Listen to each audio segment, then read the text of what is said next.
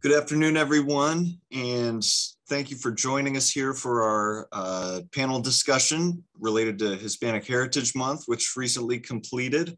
This is our seventh Conversation That Matters, which is hard to believe, but appreciate all of those of you who are participating, obviously our panelists, as well as those of you listening now or listening later on.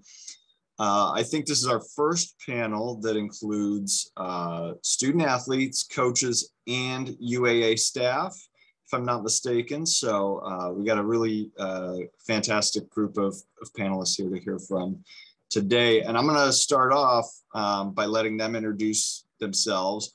I'm Denver Parler. I'll be the moderator. I work in the communications office here at the UAA. But I'm just going to go through and call on each of them and have them introduce themselves briefly. We'll start with our student athletes, and I'm just going to go as you show up on my screen. So Sophia, would you like to introduce yourself real quick for us? Hi, I'm Sophia Victoria, and I'm in the volleyball team, and I'm from Puerto Rico. Thank you, Sophia. Marina?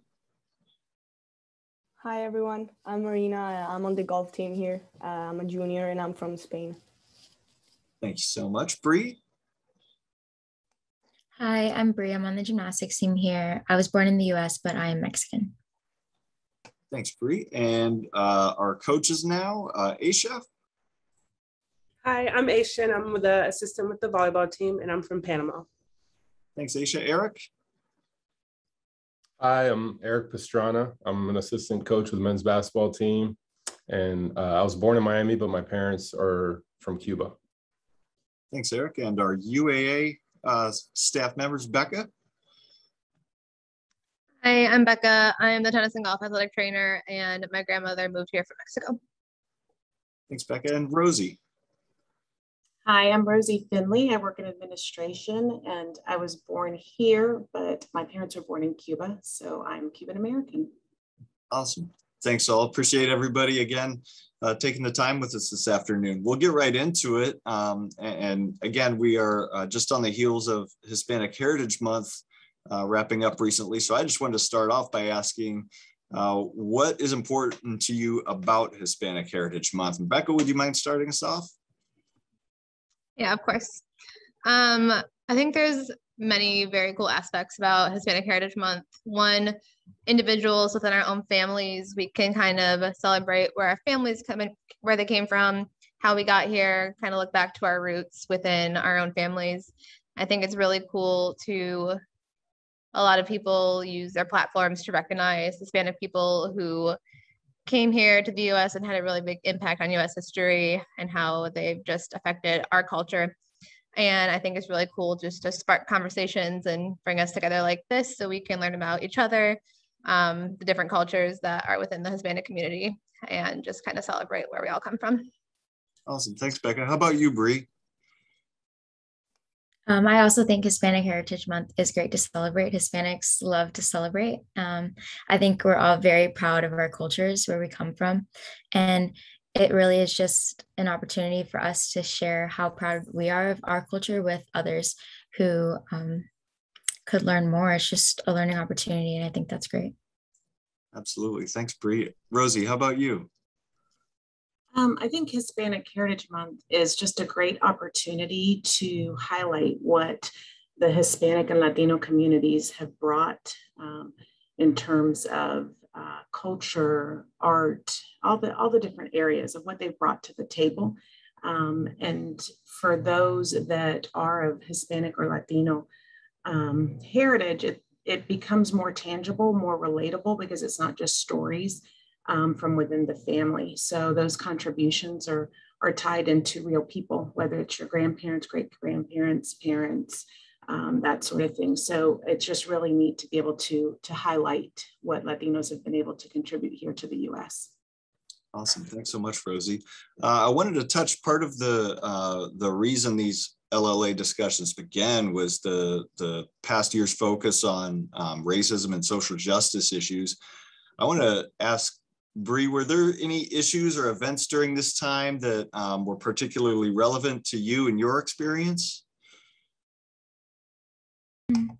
I think just seeing that attention was being brought to so many issues on racism and social justice. And it was really eye-opening to see how many people were completely unaware of it. And just like I said on my last question, it was such a good learning opportunity for a lot of people.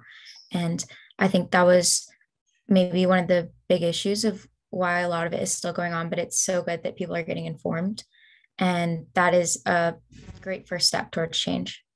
Awesome. Yeah, and that's exactly what we're here for today, is to listen and to learn, right? Becca, can you tell us a little bit whether your school, your athletic teams, your home communities, what are some things that are done to support and honor your heritage? Well, I think I can say we all feel very supported here by you hosting this conversation. So thank you for that. At home, growing up, the support was just constant. Detroit has a very big Hispanic population. The early 1900s, everyone moved from the Southwest from the field jobs and took jobs in the auto industry. So just a very heavy Hispanic population came to Detroit, and they established a community there that supported each other from the beginning and has just grown and continued ever since. They really invested into the Detroit community. They opened schools, community centers, small businesses. My dad coached at 2 of the high schools. I grew up frequenting the restaurants, shopping at the markets. There's the neighborhood very lovingly known as Mexican Town. And just that community has always gave me a really good sense of home and also just representation within the big city that is Detroit. And so I've always felt supported in my culture. Awesome. Thanks, Becca. I wanted to turn the attention a little bit to being a Hispanic coach working in college athletics, where, it's certainly an underrepresented demographic. Hispanic population is about 18% in the US, but within NCAA student athletes, you're looking at only about 6%. And with administration, ADs, head coaches, really closer to about 2%. So again, very underrepresented. Eric, could you talk a little bit about what your career has been like as a Hispanic coach working in this field, maybe any unique challenges along the way as well? Yeah, so there's been obviously working in basketball. I think although it's an international sport, it's a pretty extreme minority for myself being Cuban. Basketball is not really a big thing in Cuba. It's gotten bigger in Puerto Rico and some other areas, but just the lack of representation, whether it's players, coaches, a lot of times people are most comfortable and organizations are most comfortable with what they're most familiar with. And so being able to kind of break through and be given opportunities, it just makes it a little bit more challenging than you would hope for. I'd probably say in my career path, also not being like a high level player in college and being where I came from, I definitely had to work a little bit harder, and you're rarely given the benefit of the doubt, or maybe given opportunities that than others are. But to be totally honest with you, I think it's helped me in my growth. And I know we'll touch on role models and other things later on. But I've had some great role models for me that have really helped me and given me opportunities that I've worked for and been able to run with, and that's been a blessing. But definitely have been some challenges, especially in a sport like basketball. I'm thankful that it's an international sport and it's continuously growing, and the representation has grown significantly.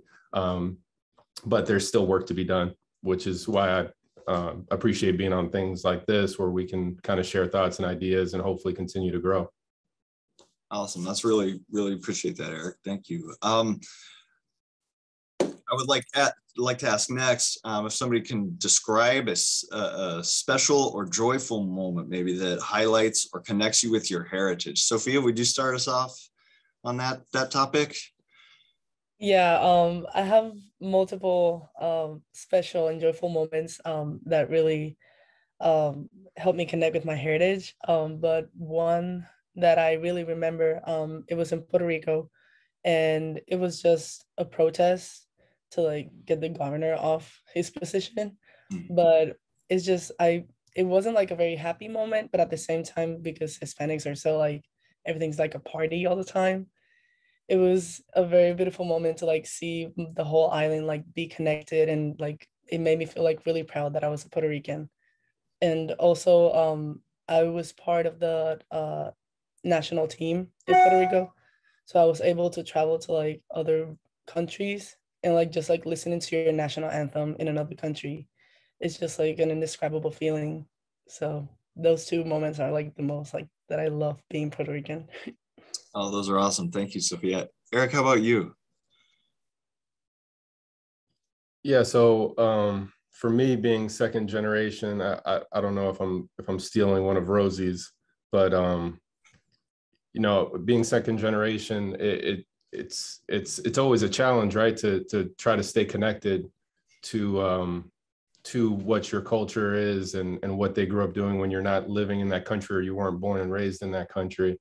Especially for myself, having moved all over this country, I'm not quite, when you grow up in Miami, you almost feel like you're in a different country when you're in Miami, and it makes you feel a little more connected. But one special time of the year for us, I know, is Noche Buena, which is obviously it's Christmas Eve, and it's a really big celebration. It's celebrated through a lot of different communities, and for us, that's been, my brother and I, has been really important to us to kind of continue that growing up. That was always a big deal. Noche Buena, it was a big celebration, a bunch of great Cuban food, and it's really just a time to spend with your family and connect. And so growing up, being able to do that, and then my brother and I being able to continue that with his kids and his wife. He has it at his home on the 24th. We're lucky enough, my grandmother's 95 years old, and she still is helping us cook a little bit and giving us pointers and those kind of things. Food is a very, very important thing in the Cuban community and Cuban family. So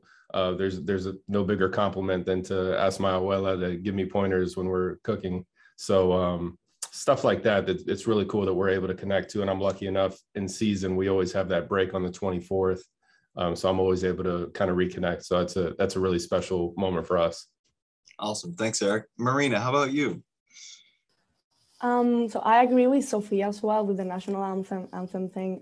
I've been lucky enough to represent Spain in European championships and world championships, mostly before COVID. And I specifically remember, so we reached the finals in the Europeans a couple of years in a row. We sadly lost both of those, but when in the prize ceremony, I remember the national anthem played when we were getting our silver medal. And actually one of these years we played in Spain.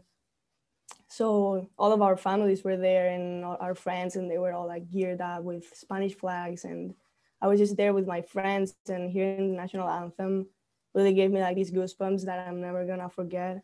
And I think that's just because we're like able to represent something else than ourselves. And also when we play with the Gator Nation and we're representing the University of Florida, we're always like representing our country as well. So I think that's really something that connects me to Spain a lot. That's really neat. Thank you, Marina. Rosie, how about for you?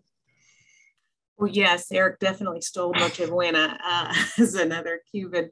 But just to piggyback a bit on that, because it's such a struggle for those of us that are Cuban American, those traditions like cooking and meals and passing on recipes and teaching like the younger ones to do this or to do that is really, really important.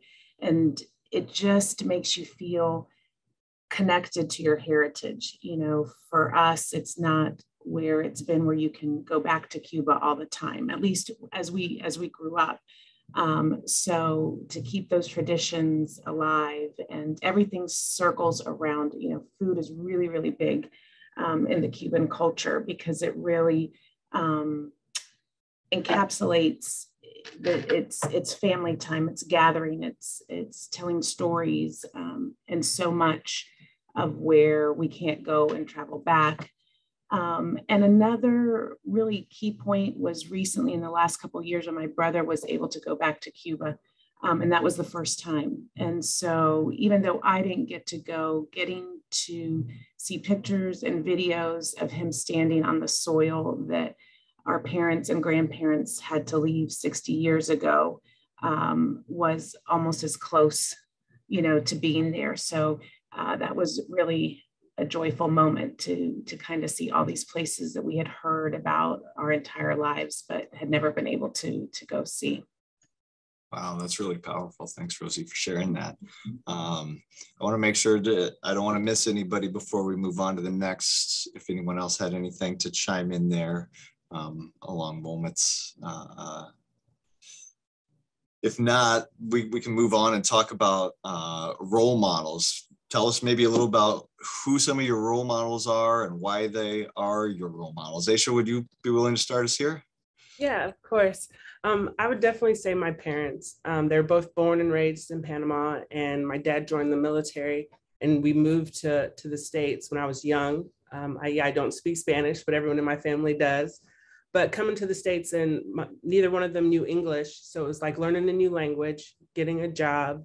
My dad's a flight instructor, so just learning, that's already a hard job itself, but to learn how to do all those things from Spanish to English, I think that just helped me to realize I can do anything if I put my mind to it. If my parents, like most of the panelists' parents, can come to this country and learn a language, get jobs, and fend for a family, I think that's huge. So they would definitely be my role model. Oh, that's awesome. Thank you. Becca, how about for you? My grandmother, my dad's mom, she's the one that was born in Mexico and moved here, and just having the courage to pick up and move your life to a completely different country and go after what you want and what you want for your future. That's just kind of inspired me my whole life. And I've never done anything that great, but a couple of my cross-country moves in my career have really just been thinking about her. And if she had the courage to do that, then I can do this. And if it's what's best for me and what I want. So she's just always kind of in the back of my mind as I move forward in pursuit of my goals and everything. Yeah, that's really cool. Thank you, Becca. Eric, how about for you? I've got a few similar to Becca. My grandmother, my mom and my grandmother came over here from Cuba in 1961. So my grandmother was about 35, 36 years old at the time. So for her to just move to another country and leave everything she left behind at essentially around the age that I'm at, it gives me a different level of perspective now, being older, and a new profound appreciation for her. She's also the main reason that I can speak Spanish somewhat well, because she never learned English in Miami. And so my sole communication with her has been that, and just her work ethic, the kind of person she is, which bled over into my mom. My mom's a nurse. Although my grandmother had great work ethic, she had no real formal education. And so my mother had a passion for nursing. So she, worked really hard to become a nurse and provide a great foundation for myself and my brother. So just the passion and the work ethic that led me to be the person that I am right now, and trying to improve every day. So from a family perspective, I think all of us can relate to, especially the women. I'm on this panel with a lot of women, but they can definitely lean on the women in their life and their family that have been kind of the backbone of families. And so that's really impacted my life and into my profession, working my way up into such a difficult profession that we're in. And then I'd kind of be remiss to not mention Frank Martin, who's the head coach at the University of South Carolina. He gave me my first, I grew up knowing him. He's from Miami. He was a high school coach in Miami. And he's a Cuban American as well. His parents were from Cuba. And he was the first person I was able to actually see somebody that's from a similar background of me, that kind of looks like me, that's doing something outside of Miami. And he took a chance. He left coaching high school basketball in Miami and got into college administration and coaching. And he's worked his way to be the head coach at South Carolina now. And he actually gave me my first opportunity at Kansas State University as a graduate assistant. So he was able to give me my first chance. And so I'm forever thankful for him. So those have all been people from my home country that have really provided me incredible opportunities and characteristics that I hope to be able to carry on. That's great. Thanks, Eric. Sophia, how about you? Can you tell us about some of your role models? Yeah, my biggest role models are my mom and my sister. My mom, because she was able to raise two daughters by herself, in Puerto Rico, not having a lot. Um, and everything I do, like everything I've accomplished, is just because of her. And she's one of my biggest role models. I look up to her, and also my sister, because she was the first family member that actually like studied outside, like in college, like in the United States. So she took that big step, and just seeing her accomplish everything she did, and like not knowing a lot of English either, and she still like came to United States. Um, I don't know, it just made me want to do it too. And like she's been a great help for me being here, and not feeling so homesick, and like she's giving me like tips and stuff like that. So yeah, they're my two biggest role models. That's awesome. Sounds like that must take a lot of courage, I can imagine. Rosie, can you tell us about some of your role models? Sure, I'd have to echo a lot of the same sentiments. Definitely my grandparents and my parents for very similar reasons. And it wasn't till I became an adult and had a family and, as a grown woman and being a wife and mother, could I really understand or begin to understand what it must have been like for them to leave everything behind, careers, family, belongings, and have the courage and strength and faith and resilience to send sometimes, their children off without them. My mom came with her younger sister at the age of 17, and my aunt was 15. And my grandparents had to send them off to relatives that were here and promised to see them soon. And it would be a year or two before they were back together. So just the thought of having to send my own children to a foreign country where they didn't speak the language, where I wouldn't be, was just mind blowing. So the courage they had to do that and then to rebuild, just to start over, such resilience, and against all odds. And then for my father, he was already in the States in 57. He was the youngest of six, and he was here in college, but he never got to go back. So, there was that sense of loss, but it didn't stop them from building a life. And the very things I enjoy today, or I have today, it's because of them. It was built on their shoulders, for their faith and courage and resilience to believe that they could build life again. So definitely my role models. Wow, that's an incredible story. Thanks, Rosie. And continuing the theme of role models, I would be curious how you all see yourself as role models for others. When people look at you or look up to you, what do you want them to see in you, and how do you use your life, your position, what have you to encourage others? Marina, would you be willing to speak on that? Yeah, thank you. I wouldn't say role model, you said. Hopefully, I don't know, that's probably like a main goal. But I'm definitely sure I can already encourage people, and I actually would love to encourage people to move and study abroad and find jobs somewhere else, and kind of leave home as soon as possible and learn from others. Because I think we have so much to learn from other cultures. And I think also we have so much to offer. I think our culture is super rich, and people actually find it super exciting when you talk to them about what you're used to, or like super little things like food or just values in general.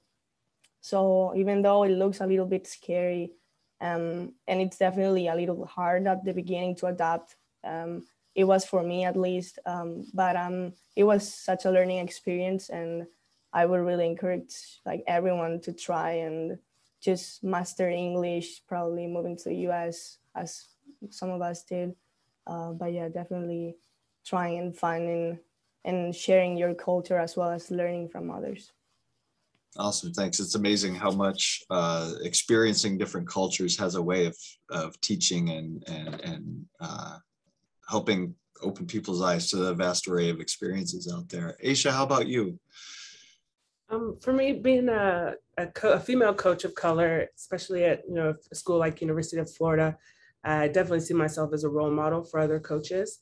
And I think representation matters. So I think that is an encouraging thing to other coaches to see that if I can do it, they can do it as well.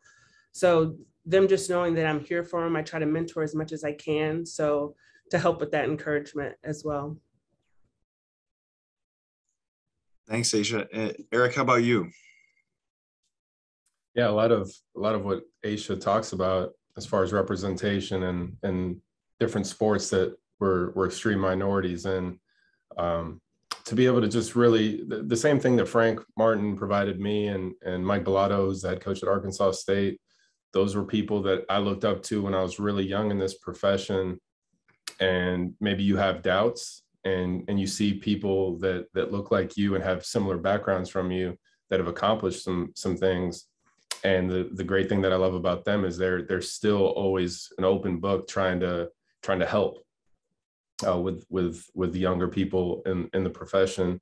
And so that I definitely take a really significant responsibility with that, especially at a place like the University of Florida, that's such a large brand and such a special institution, that if there's any way I can provide and be a resource and to be totally honest, if it's just people looking at my situation and being encouraged that, hey, let's look at his background. He chased it. He chased a passion. Like some of the student athletes have talked about leaving their home countries to pursue something. There's so much risk involved, just like there was so much risk involved in our families coming here in the first place.